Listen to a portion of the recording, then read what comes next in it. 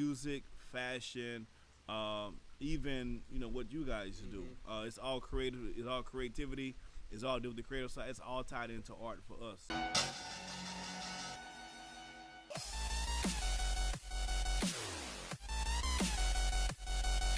First of all, I'm Rick Blaze, aka Mr. Morris Day 2K, aka Mr. Allen Champagne, Why they call you Champagne? because I popped that cork. And my cohort to my right, Bishop V. Black, the ambassador of eloquence, the Duke of Dignity, the Picasso of, Picante sauce. and the sapiosexual wild heart. All right, so now we got that out the way. Well, really, it's very simple. You have to know low people in high places, man. Yeah. Now, we've done a lot of philanthropy work throughout the years, and that coupled with what we do, our music in the city, and then, we have certain, our array of fans vary. So we had a particular fan who just so happened to work in that particular department for the mayor, and it was like, man, you guys are great. You guys do this, and this. You guys pretty much qualify as ambassadors for the city. Like, what do you think about getting your own day for the city? It was like, cool. We were like, all right, And Yeah. then she started emailing like all these things that we had to go through. And so what we did, you want me to give them the game or don't give them? I mean, I guess. I don't know So what you about to say. since we've dealt with what you say, low people, Low people in high places. Since Yeah. we've dealt with a lot of low people in high places, we got a few letters of recommendation and things like that because we took it seriously. And we were like, hey, thank you guys for this opportunity. Would you write a letter of recommendation for us, to get our own proclamation or whatever? So we just put a whole package together to make sure.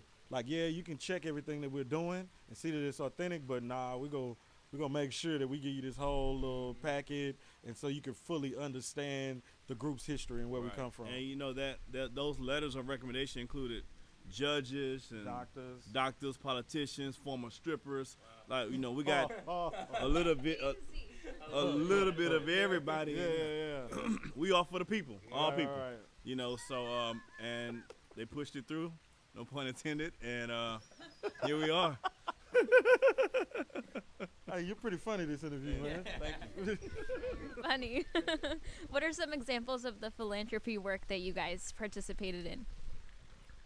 Well, when Hurricane Harvey, came, we donated some of our personal belongings because, for the people not that's streaming, but for the people that can see on camera, we just kind of fly. So, we had to get we had to get rid of a few threads, to help some people out for a greater cause. Just getting toilet. We do toiletry drives. Yeah, we do toiletry drives anyway. So school supplies, so stuff that we had left over that we just put up for the next drive. We, were able to donate some of those things to people that were affected. Some people were our fans, some people were close to us, and we just drove around. Like when the streets were clear in our own vehicles, we didn't make a big scene. We didn't film things. We just went around and we just did that. And we had a radio show. And so through our radio show, we did several campaigns for politicians. We helped them with their stuff. And we interviewed like a lot of local entrepreneurs. And, their businesses kind of skyrocketed, so they was always kind of thankful. So, anything that they could do, they were willing to do. We partnered with the women's shelter. Yeah, the women's shelter. We're advocates against domestic violence and sex trafficking. Yeah, and so we gave like a percentage of our shows to those organizations and stuff. So, we're always trying to help out as much as we can because we all know someone or, we know someone who knows someone who's been involved or victim of something. So we all need help sometimes. And we did quite a few charity shows because the price for us is kind of nice. Yeah. So, they got it. Yeah. It was, Yeah. We've actually known each other since second grade. But I'll let him fill in the details. We met in the second grade at summer school, back when it was fun to go to summer school. But we didn't see each other again until maybe like 15, 16 years later. So we met in second grade. We built a bond there. And then he saw me randomly in the city when I was like 22. Yeah, and he still remember me, right? And so I didn't know who the hell he was. And so I'm like, who is this weird guy coming up to me, calling my name, type of thing. I'm like, His whole name, and he was looking like. yeah, I'm like, You know what I'm yeah, saying? man, I remember. It's like, you remember me? I was like, yeah, man. And Hey, I how's started it talking going? about, hey man, we used to talk about the honey buns, and we used to love the honey buns, and he's looking like, all right. And so my kid's mother, she was with me at the time. We were on a date, and then she was like, I don't know if he knows you, like, but he smells good. Ask him what he got on. And I'm like, what? They're like, nah, that's really gonna make me look like a creep. And I was really upset that he didn't know me. who he was. So the whole ride home, I'm talking to her about things that he should know that I know about him. Like, we're friends for real. Like, yeah. So I was creeped out by it, right? So, but what made it? But you know, but he's a big guy, so there's no. I wasn't that big at the time. I'm not getting, but he was bigger than me. I'm not, you know, right, I can't get crazy with it, You right? right. So I'm like, oh, okay, cool, Plus, man. she was at work. Cool, have a good one or whatever. But he mentioned someone, a mutual friend's name. So I said, man, this guy really does know me. I don't know I don't recall him, but anyway, long story short, he ended up befriending me on Facebook. It's sounding really weird now that I break it Right. down. So I told the dude buzz off, and then he finds me on Facebook and asks me as his friend, and I accept it. So I guess I'm weird too for accepting that shit, right? And then so as luck would have it, I was currently working on music on my own, and he was kind of had his own thing going on, and I could tell that at the time he was a little bit further in his career than I was. I was kind of just starting out, and so I said, hey man, is it cool if I can hit you up for some questions I have about X, Y, and Z? He was like, sure, no problem. I took him upon that request, hit him about a few things, and then before you know it, luck happened again. We ended up buying houses in the same neighborhood, so we became like neighbors. He was like 4 houses down from me, and then when they came over, we recorded some music, and it came out dope, and we just been rocking ever since. He skipped a few parts. I skipped some parts. He skipped a few parts. So really, initially, his dad was voted. His dad was voted the most handsome gentleman in the neighborhood by all the male ladies, all the cafeteria ladies, like just all the ladies in the neighborhood. It was a whole consensus thing of who was, the male model of the neighborhood. So my teachers, they sent me to find out who he was and find out more info about his dad, like for real, find out more info about his dad. So we ended up hitting it off like on some kid stuff. It was like we were like the only 2 in the class that weren't like in summer school because we needed to be. So it was kind of like, all right, well, you finish your work. What are you going to do now? Right. These other kids, they can't laugh and joke with us because they have work to do. And we're just like helping out and stuff like that. So we just started talking about baseball and football and Ninja Turtles and G.I. Joe and cartoons and stuff like that. And we became cool. Summer ended. He went his way. I was still at the same school. And so the ladies, So they would. I went to a private school. Mm-hmm. My mom thought it was cool for me to get cultured, I guess. So every summer she would send me to a different public school. So I would go to a different public school every summer. So it just so happened that year I was at his public school, and then I didn't see him again because next summer my mom sent me to another public school. And so we literally didn't see each other until we was like both out of college. But the teachers would ask me, they were like, hey, have you seen your friend in the neighborhood? How is dad doing and stuff like that? So like literally like, yeah, they would ask and I'd be like, oh, everybody's cool. I didn't know where they were at. And, because I didn't really venture outside of my neighborhood. So it was kind of like, I was just there. My mom, she's a teacher. She was a teacher. She's retired.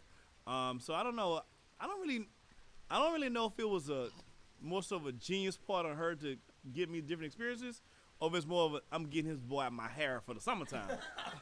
So I think it came across as like a real genius idea, but the initial thing was, you're not gonna sit here all day and be in my face. So, the private school didn't have summer school, so I couldn't go there. So she would just literally sign me up, and it wasn't even, I didn't have a choice in the matter. Or she might ask me, son, you want to go to this summer school or that summer? I'm like, Mom, I don't know none of the schools. Like, Yeah. so I guess it was kind of cool to meet new people every summer. But honestly, as an adult, all that runs together like one big summer. So now I mix everybody from these different schools up as if they all went to the same school at the same time. So when he would say, I really didn't remember him because every summer I would meet a different group of kids. So everybody started to kind of look the same after a while, you know. So, but I guess it was cool. I still don't know if he remembers me, man. I think I he just kind do. of goes with it now. Yeah. I don't remember as much as you do, I think he's but I do. I remember But this. it was a specific brand of honey. I bun. remember their honey And buns. To us, I mean, in the realm of art, it's so many things that it encompasses. Music, fashion, even what you guys do. It's all creative. It's all creativity. It's all do with the creative side. It's all tied into art for us. So interior decorating. yeah, and all everything. those things. So Yeah. anything, I paint a little bit. So I play keys. So it's all art to us. So anything, plays, musicals, film. We dabble into film. I did a few scores or whatever for a few films. So it's all the same to us. I look at the barber cutting hair as an art form. Yes. You know what I mean? So I look at it, in its most broadest, general way as possible. So when it comes to art with us, we always try to do our very best. If it's a flyer or if it's a picture that we taking that we're trying to pose it for, or if it's a video, I'm looking at the color palettes and trying to see how we can do that. I love Wes Anderson. Tell him who does all that though. Tell him who does all that. I do. Tell him you do all the album covers. So I do you all draw, the you do, yeah. So I do all the album covers. I create all the merch. I do all the flyers. I do the set list for the band. I do the music. I do the production. I set the band up for the music that they're gonna be playing. What I don't do. But anything artistically, I do. He handles the day-to-day business affairs. Got it. But from an artistic standpoint, that's what I do. From what they're gonna wear to now, I don't dress him. He dresses his own. Yeah. But there'll be times I'll be like, "Hey, what colors you wearing today?" He'd be he like, asked me that, and I'd be like, dude, like I don't know what it is. I really don't think it's always to coordinate. I really think he makes sure that I'm not wearing the same color he's wearing. Because it's been a couple of times we've had blue jean top and then khaki bottom, or we've had the same thing. He's like, "Well, I don't really mind that much really at all because we're in a group together. Now, if we weren't in the group together, it looks super weird. But since we're in a group together, it's like we can say we just did it on purpose. right. So I don't really mind, but I'm a color person, So everything has to be but some. he'll say, hey man, we're gonna make sure you have on some purple. I might take it purple, and he might just have on like purple scrunchie socks. And I'm like, what the hell, dude? Like you had me. He look like Barney out here. I'm like, bro, that's too you got purple. me looking like Barney, and and it's just his scrunchie socks. I'm like, all right, dude. Next time. I said a pop color purple, and you was like, don't turn into a pop tart purple. Yeah, you. So but that's when look it like a goes freaking blueberry. Like, But, And I know you mentioned he does the business side of things. How do you guys coordinate and kind of find what your strengths were and what your weaknesses were, and then how do you balance those out between each other? it's a lot of checks and balances, and he pretty much told me what he wasn't gonna do when we started. So I kind of either learned, or it was something that I was already doing. So basically, I learned to deal with him from his mom and his dad. So I learned how, how his moods are, how he is, how he likes stuff presented to him. And I was like, all right, cool. The stuff I'm doing now is the stuff I was doing for myself in the other group that I was in. So I was like, okay, this is what I do already. Cool. But I don't have anybody to make music, like to do all the stuff that he was doing. So it kind of just made sense. It just kind of came together. It was like friendship. Then it was like, oh, we kind of need each other because I do this, he does that. He don't want to do this. I don't know how to do that. Like, you know what I'm saying? So, Yeah. and he's a genius. You know what I'm saying? He's a genius. I'll give him that. Because a lot of stuff, if he put his mind to it, he could do it. But me, I don't produce music. I just know what sounds good to me, and then I'll be like, change this and change that, and he might not. And it's just like, whatever. But he's a genius, like for real. Like I'm lucky. Like he's a genius. Like he's always, took the big brother, approach and things like that, like with life and outside of music. So it's like, man, it's good that you have somebody to be real with Y'all get money together. Like, the world loves y'all. Like, families love each other. So it's just like, it's a super blessing because, you know, people don't have like genuine relationships in their life. Like some people, they might be a group, but they're together because it's survival. You know what I'm saying? It's like, man, I need him because he does this, so we're contractually obligated, you know, to each other. So, you know. If we were blood brothers, we wouldn't be any closer than what we are now. Yeah. So inspiration, we're gonna run off a few. We just do one at a. No, I'm gonna start. Whatever you don't, I got you. Yeah. NERD. Uh-huh. It's probably our baseline. Mm-hmm. NERD is probably why we had an idea to start a band in the first place.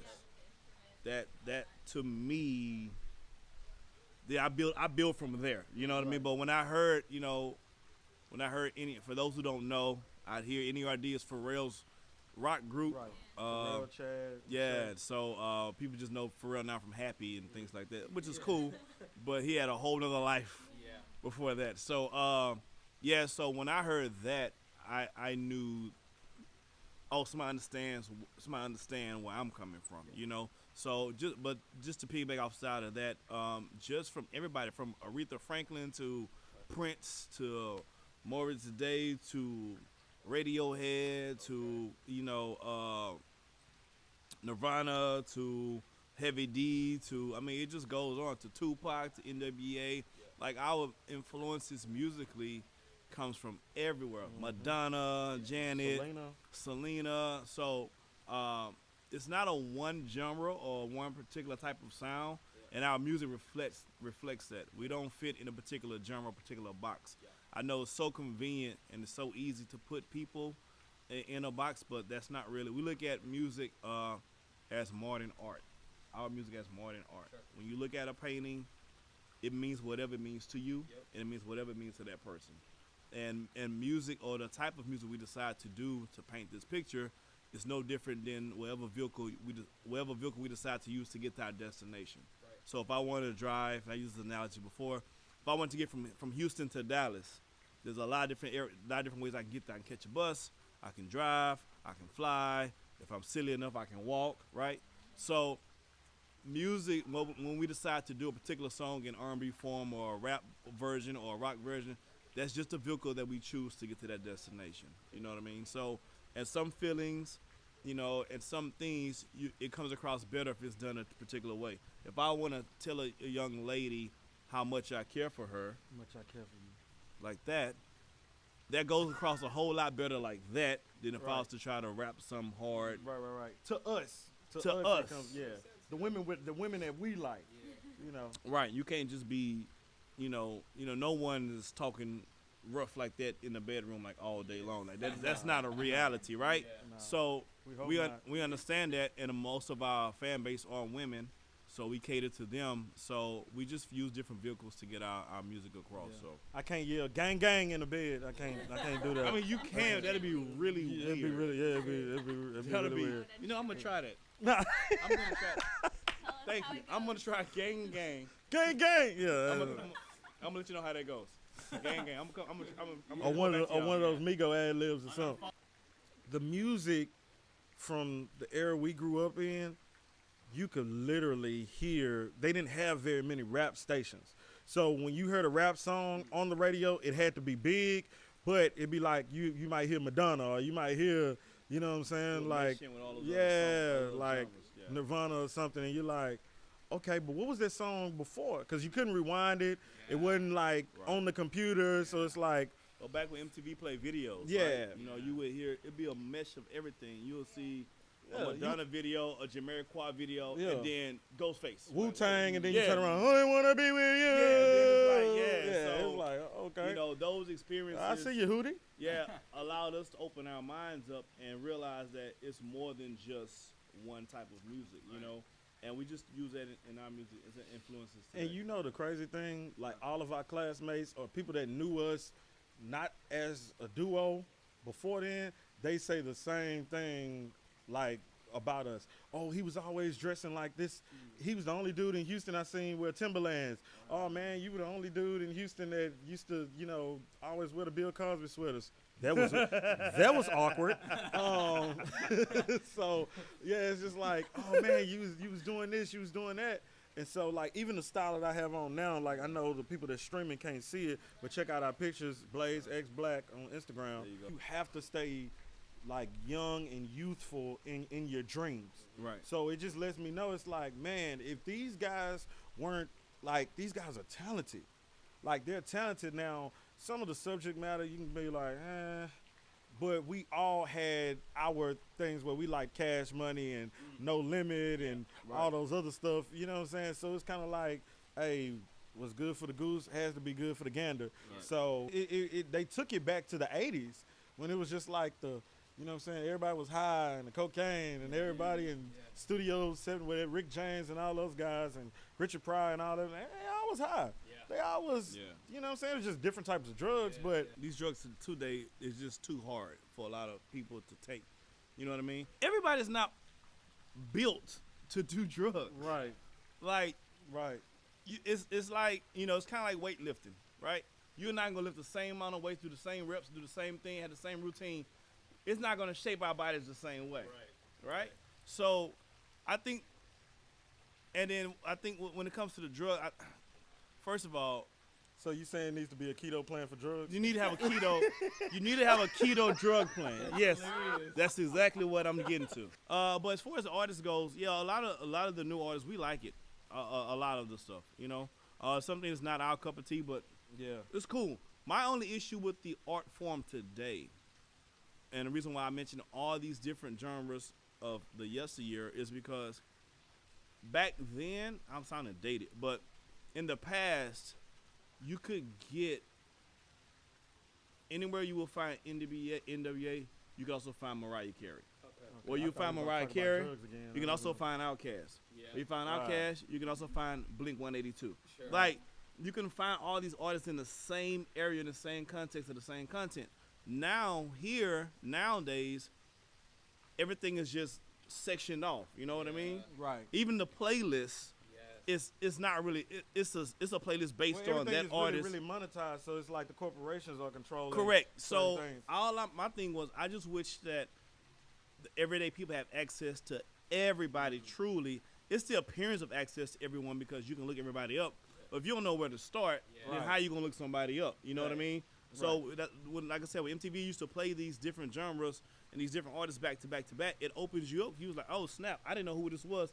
Let me find out. Right. Nowadays, everybody's in their own world with their own playlist, listen to their own artists, and you're not gonna know who anybody else is unless your artist introduce you to them. Right. And then when you would have a certain artist that was on MTV, even if they just played your rap video and didn't really go into anything else, you still had BET, and then you could have VH1. So it was kind of like you had those, you know, outlets. And shout out to the outlets that are out, like Revolt and stuff like that. But I mean, it needs to be some more, you know, but that's why we tell ourselves we got to work harder too. We can't just put it out for the people to just find us. Like, we have to kind of meet them, you know, where they're at, or just, you know. I think first, number one, you just need to be yourself. Whatever that is, that's okay. If you're a square, there's a million people that is a square just like you. And they're waiting to find who you are so that they can become fans of you. If you're an a-hole, cool. There's a million, maybe more, of a-holes that's just like you. And if you do music like that, they will find you. So number one thing is to be yourself. I think a lot of times a lot of artists get in trouble when they go outside of themselves. You try to do too much. You try to do something that, or you align yourself with people who are not like you, and you try. Tekashi 6ix9ine is a perfect example of that. That's not who you are. Yeah. You got to a certain level of success and you decide to buy your way into that world, cool. But that world deals on a whole different level of rules that you're not prepared to handle, especially the consequences. So, and you find yourself like that young man in a situation like that because he wasn't being himself. So number one is be yourself, and two, surround yourself with a good team. I don't know if you mentioned Drake and LeBron. I mentioned those names because you mentioned them. I don't know if they're squeaky clean choir boys. Maybe, maybe not. Got a good PR team. But their PR team make sure they are. You know what I mean? Yeah. So there's a, you know, even my mom told me this. There's a right way to do wrong. man, for these artists, just be yourself. Like, everybody else is already spoken for. Just be yourself. And a lot of times people, I mean, it's who you associate with, because it's not always you being the one that change. It's the people around you that's changing. You know, it's like all of a sudden you go from the person no one's depending on to being the person that everyone is depending on. And then you got to be an artist, you got to be this, and you got to be that. And then you go to certain places because you didn't necessarily fit in when you were younger or when you wasn't a star, so you couldn't go to these places, and you think this is what stars are supposed to do, not knowing that you can get your check and actually go home. You don't have to do all the parties, and you don't have to do all the extra stuff. So I say this. But that's what I'm saying. I'm going back to be you. The artists that I feel who are able to sustain their careers the longest are the ones who are the quickest to becoming more comfortable with who they are. Right. And surrounding themselves with people that's going to cultivate Exactly who they are. Because you have people, the Rolling Stones and back then, and the Mick Jaggers, and people that did Ozzy Osbourne, people that did crazy things. Yeah, the Rick James. They didn't have social media. Granted, it wasn't social media out there like that too. I agree. So social media has a lot to do with that today, because everything is eyes and ears everywhere. But these people are outliving these youngsters, you know, and so by a long shot. Yeah. So, and what that tells me is not that, you know, well, the drugs are a little bit different, but I'm sure they went far left. You have to have those people around you who understands who you are and can cultivate that in a positive manner. For example, if I'm your man, if I'm your guy, I'm your homie, and I know you're aggressive, especially when you drink, and we've had an incident in the past when you're in the club, guess what we're going to do next time? We're going to bring the club to us. Right. We're going to go to the club. I've seen this done by a couple of basketball players. I'm not going to name names. Magic Johnson. We're going to go to the club. Yeah. We're going to have a good time. You're popular. We're going to pick out some girls that we like, and then we're going to leave the club with them. We're going to finish the club somewhere else. At our place, we're going to rent out a hotel suite or whatever. That way you can be yourself without us having to minimizing our chance of getting ourselves in some trouble. So you have to have the right people around you to cultivate that lifestyle. LeBron James had to have the right people around him, and shout out to him because he's a great example to cultivate that lifestyle. Even if you're freaking Barack Obama, he spent 2 terms and no one found any real dirt on him. Like, that's damn near impossible. Mm-hmm. Rappers, y'all got all this money, hire real security that can carry firearms. Your homeboys got felonies. He can't even carry firearms. And they ain't supposed to be around other felons. Right. So, you know, you got to understand your worth and know your branding. And so that's the difference between a Drake and a LeBron. They learn branding from an early age. I'm pretty sure Drake, being around Young Money, being around Rap a lot, he's seen a bunch of stuff, but he is out the way. Wherever Wayne's security is, he might not pay for the security, but he's over there too. And Wayne would actually tell them, hey, nothing need to happen to him. Get him what he want. Make sure he good. Get real security. Like, you gotta understand that this is a business. You gotta protect your brand. And because of social media, people think they can run up on you. They think they can play with you. Like, they'll do all this stuff. You know what I'm saying? Like, when you saying that, like the thing with the baby, like, people see and know how he is. So some people will come to test that. And to test that. And not to test it because they think they're going to win on the fight side. Even with the A$AP Rocky thing, just knowing that, oh, I can go up there and touch you, but I just touched you and did this. Now you're beating me up. You're assaulting me. I can sue you. Yeah. I know what I'm doing. You know what I'm saying? Or just line. Like, you know, some things with the women. Not saying all things are true. Not saying all things are, you know, lies. But a guy brings you up to a room. You know, we all know, okay, it's 4 a.m. What y'all supposed to be doing? We're not playing Connect 4. Everybody not, you know what I'm saying? Everybody, oh, y'all could have played Words with Friends or Scrabble. What did you think was going to happen? But I said, no, okay. Y'all could be in the middle of whatever. And she says, no, you got to stop. Don't care about your celebrity or none of that. Think about your freedom. You got to stop. Well, a lot of those guys, look, let's just be honest. A lot of those guys didn't really have girls before they was in this position. So them getting, that's why they get, a lot of times they get in trouble with women because they don't know how to handle women because they didn't have those type of women before. Right. So this is like, oh my gosh, I'm now the kid in the largest candy store on earth, and I can grab anything off the shelf I want. But if you're used to being in the candy store, when you see a bigger, it's just a bigger version of the candy store I have back home. You know what I mean? Right. So a lot of guys, they go wilding out on that, and that becomes their vice and becomes their downfall in a lot of different instances because that is something they've never experienced. Right. They talk all that stuff on their records, but And they sense of entitlement is crazy, man. That's why we get a lot of compliments on the way we handle business and our personalities because people will think, oh man, they supposed to want to interview me. They're supposed to want to do this or know who I am, and I'm this and I'm that. I ain't got to do this. I can come to a whole interview high and then just sit there, and I'm like, dude, like what? But you got to understand as an artist, you're in a customer service business, whether you want to believe it or not. You're selling the service. Right. Your no matter how great your product is, the money in your pocket is solely based on the customers deciding to buy into either you or your product. Right. The moment they decide they want no more of you or your product, you're done. Right. Period. And So- another thing that's real also, mental health. Yeah. If something ever gets too much for you, the fame, the pressures or whatever, man, and especially in the black community, man, go see a therapist, go get some help, man. There's nothing wrong with that, with talking out things and stuff like that, because it's kind of like if you've done something that nobody really understands or knows about and you make it and you get famous and you leave your hood or you leave wherever you at and you feel guilty or you feel remorse from those same people that you struggle with and things like that, like everybody's not meant to go with you. You know what I'm saying? Right, you can try to put some people in some positions, but you know, if you're not the breadwinner, there's no bread getting made. So like, you know what I'm saying? You have to realize things like that. And you really have to take care of yourself, like self-care and you know, having someone to talk to. Because as artists, we create for different moods. We create, but we go through a lot. Like we empty a lot just for people to judge and to critique or not like what we do. Talk about a headlining experience in your career and how you got to it and the experience, what you learned from it. So a lot of our highlights, we got to them because we seeked out the opportunity.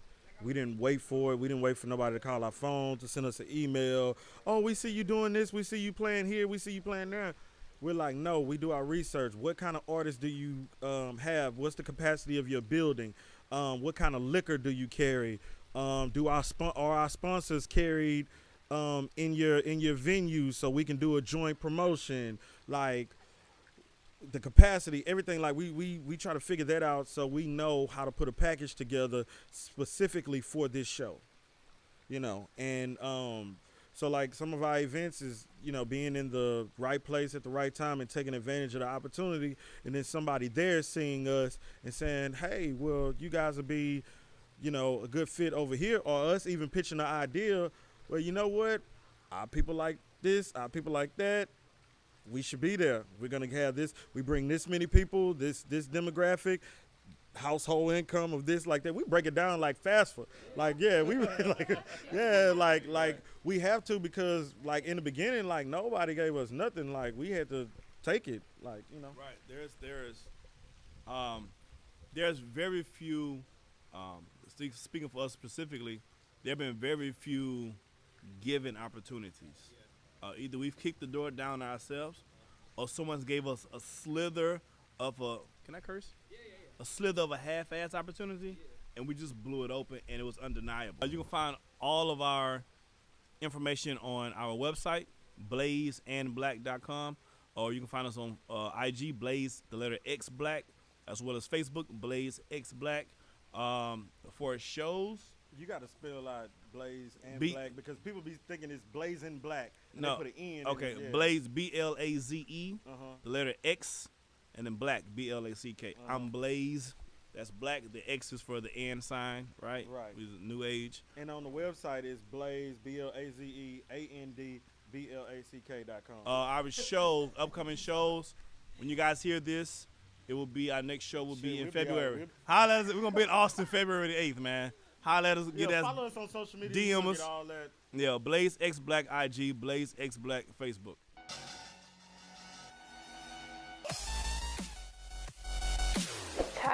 luck.